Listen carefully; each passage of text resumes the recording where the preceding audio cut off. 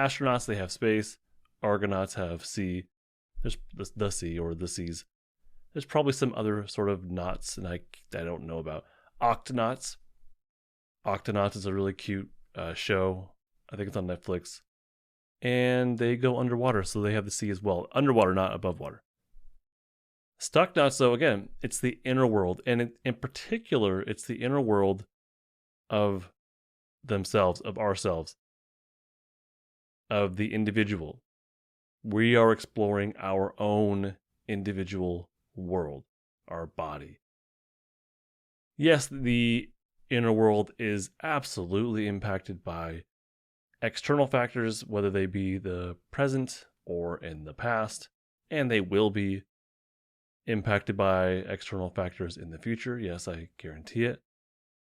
And every Stucknaut is going to have a very unique, very different, or potentially very unique, very different, probably a variation of what their adventure is. It's not going to be the same betwixt amongst Stucknauts. It's just not. Because it's super individualized. What we find on the inside is going to be different amongst each other. There are some common human experiences and feelings and emotions and sensations that we're going to find that we might find amongst each other, but it will be a different thing. So we can share our experiences, and I should share a couple of mine. I've done a couple of deep meditations and done my own adventuring and exploring that I might need to go into in the future. So we might have some common human experiences. We can share them with each other. We can learn from them, from these amongst each other. We can build from these. But this is very much an individual thing. And I'm going to talk more about how this impacts the external world later on. In essence, when we look to the inner world, when the Stucknaut goes on their adventure into the inner world, in essence, they are exploring various levels of safety and danger. They are exploring potentially and probably their stuck autonomic nervous system states. So they're exploring what state their autonomic nervous system is in. They are exploring various levels of safety and danger. And this might be from past events. It probably is. But it could also be from a lack of events, like maybe they should have or needed certain types of parenting or some level of parenting and they didn't get it. Some level of attachment that they didn't get. It could be events that did happen that left them in a very stuck state as well. So we're exploring that. When you look inward, that is what you're looking at potentially. And not just the painful stuff, but also the safety stuff as well. The stuff that you find inside can come from a lack of safety development. That would be from like a lack of healthy co-regulation from probably parents growing up or just other safe adults, but most likely a lack of that from parents or parent. That's going to leave your safety system in it's like less developed. Basically, you're gonna have less of a vagal break, less safe and social potential activated. Those pathways are not going to be as strong as if you did get good enough parenting. We'll put it that way. So you as a Stucknaut might be looking inward and feeling and looking at and experiencing a lot of more of like the danger, the defensive kind of stuff. There is potentially a lot of peril, a lot of danger, a lot of pain inside, memories, sensations, emotions, feelings, a lot of pain inside. There's a good chance of that.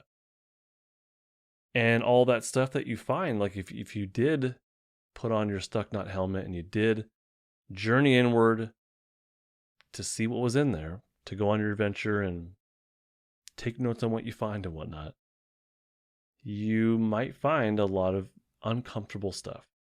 So there might be a lot of stuff in there that actually will reinforce the stuck state.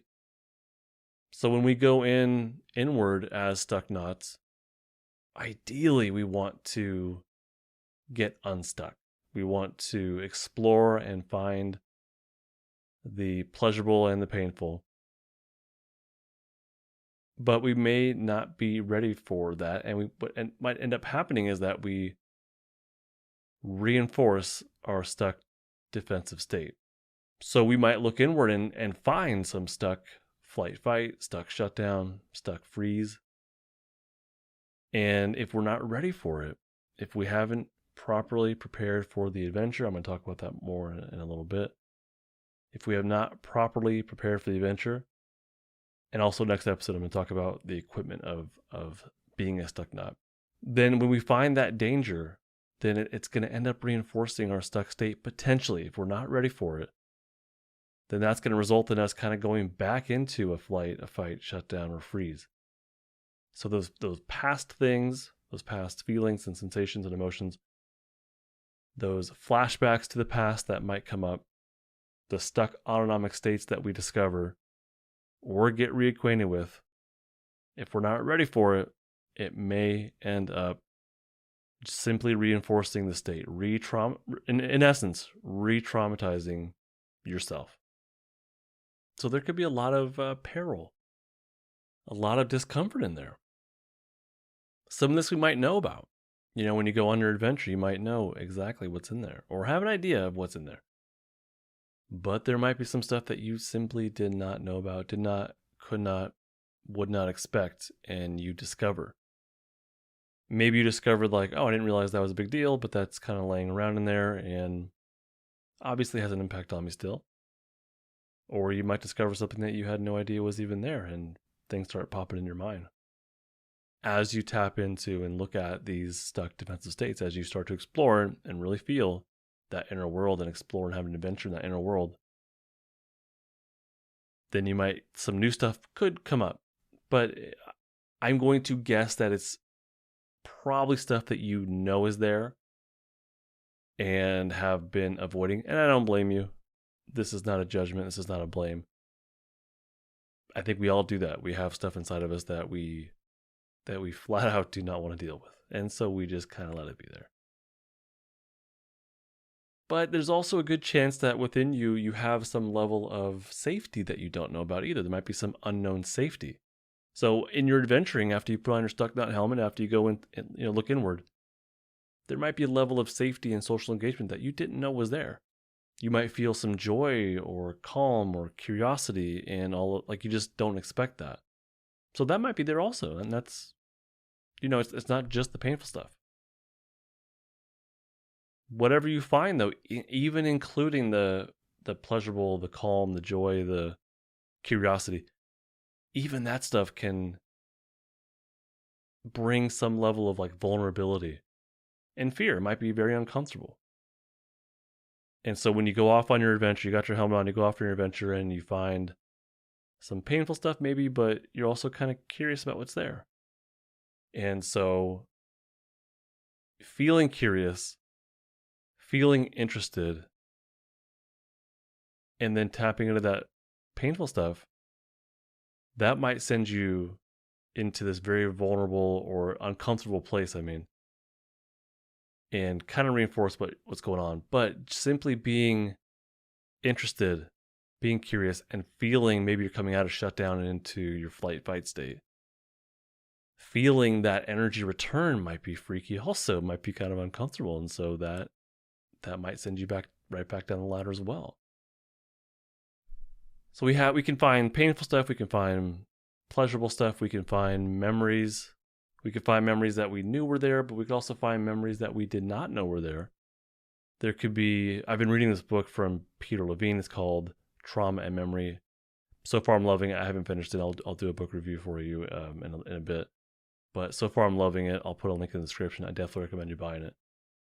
So there will be memories that you might encounter, and this book goes in detail into what types of memories the mind and the body hold. And these aren't separate things, but just conceptually, that's the way I'm putting it. And one of the types of memories that you might stumble upon is episodic memories, and that more relates to specific events. So there might be events that you didn't realize were significant, or events that you didn't even know were in there that you might find. You also might find some emotional memories, and this is in the present moment, you're feeling an emotion. Like maybe as you explore within you, you discover there's some emotions in there that you didn't realize were there, or maybe we're trying to ignore, and now you're ready to feel them. And as you feel those present day feelings or emotions, it brings up a past event that it is directly connected to. That could happen as well. Peter Levine says there are mammal universal emotions, and he lists surprise, fear, and he didn't make these up. I guess this is widely kind of considered mammal universal. He says they are surprise, fear, disgust, sadness, and joy. And then he adds to those and says curiosity, excitement, gladness, and triumph. I think the fear, disgust, and sadness are probably things that when people attempt to look inward, they end up finding those. And those are really painful. Those are difficult things to feel. Fear, disgust, sadness. Those are feelings that I think are common, that people tend to try to not feel, but when they look inward and when they go on their Stucknaut adventures, they're going to find that stuff. But there probably are feelings of joy and curiosity and excitement, gladness, and triumph. Those are probably in there as well. And if they're not, if you can successfully go on your mission and feel some of this painful stuff, then you might end up feeling some gladness or some triumph. I think triumph would definitely be something that would be felt. As you look inward and you start to feel at least at least a little bit of time, feeling things a little bit at a time, you may feel more confidence. Like that's an emotion that might come up for you. You might feel more whole. That's a pretty good feeling, right? You're going to feel more in your body. You're going to feel more in the present moment. So there's all kinds of feelings, all kinds of emotions that are going to come up for you when you go on your Stucknaut inner adventure. And I do not recommend you just jump into the adventure and like start to feel the painful stuff. I do not recommend that. I do recommend you start to tap into, first and foremost, the more pleasurable or I guess positive kind of feelings. Safety feelings, let's put it that way. Safety feelings that you do have within you the potential to feel safe. You have felt it before, probably on some level, but even if you haven't, you do have within you to begin to feel those things. My course, Building Safety Anchors, can help you to do so, even if you don't have a lot of familiarity with feeling these feelings of safety, of contentment, of feeling whole or being in the present moment. My course can help you to feel that because it teaches you how to. It teaches you 6 different avenues on how to feel safe and feel into your safety pathways, to activate those pathways. Things from the environment or cognitions, memories, your senses, and a couple more. There's 6 total, and it teaches you what to do and then how to do so, how to practice that. It runs you through practicing and learning for 30 days. It's not about tapping into the painful stuff. It's not exactly about trauma healing. It's more about laying the foundation for feeling safe, for activating your ventral vagal pathways, which is so essential to change and to getting unstuck and to potentially dealing with some of that stuck defensive energy, that trauma. There is one more type of memory that you might encounter as well, and that's the procedural. And this is especially regarding emergency responses that were maybe thwarted or stopped, or you were immobilized while there was a procedural memory going on. And a procedural memory is like a body memory. It's something like bracing or contracting, retracting, fighting, fleeing, freezing, or maybe even setting up and maintaining boundaries. And these are all words from trauma and memory. These are from Peter Levine.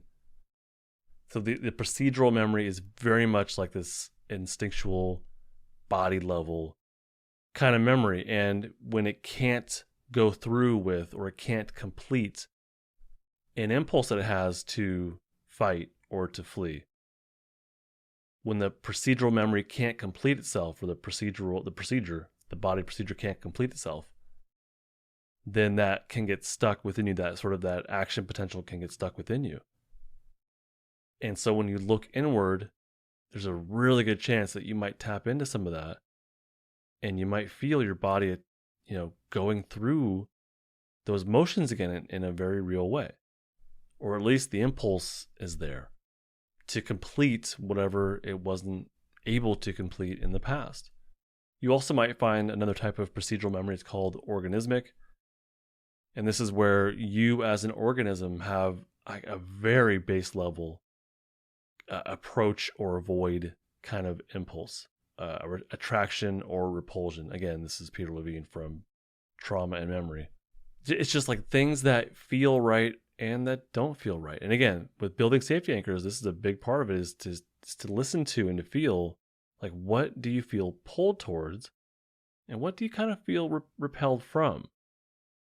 And to listen to your body to find out, like, what is it pulled towards that feels safe and feels fulfilling in a real way, not in a protective way exactly, not out of dependency or need for, from some other person, but just what within me am I pulled towards. And so that these pushes, these pulls, the instinct or the impulse to approach or avoid, you might feel these things. You probably will feel these things as you do your Stucknaut exploration. If you can kind of get to that deep enough level, you'll feel these things happening within you.